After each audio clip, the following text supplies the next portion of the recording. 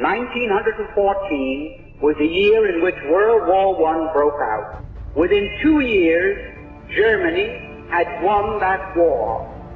The German submarines, which were a surprise to the world, had swept all the convoys from the Atlantic Ocean, and Great Britain stood there without ammunition for her soldiers, stood there with 1 week's food supply, and after that, starvation. At that time, the French army had mutinied. They lost 600,000 of the flower of the French youth. The Russian army was defecting. They didn't like the Tsar. And the Italian army had collapsed. Not a shot had been fired on the German soil. Not an enemy soldier had crossed the border into Germany. And yet, here was Germany offering England peace terms.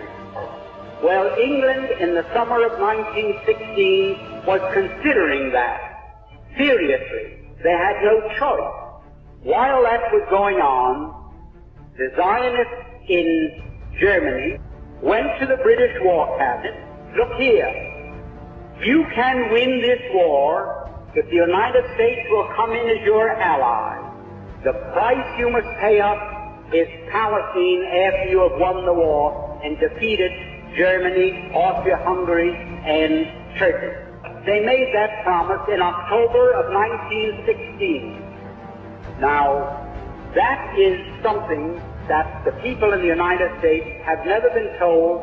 They never knew why we went into World War I. After we got into the war, the Zionists went to Great Britain and they said, let's have something in writing that shows that you are going to keep your bargain and give us Palestine after you win the war.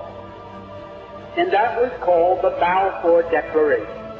The Balfour Declaration was merely Great Britain's promise to pay the Zionists what they had agreed upon as a consideration for getting the United States into the war. That is where all the trouble started.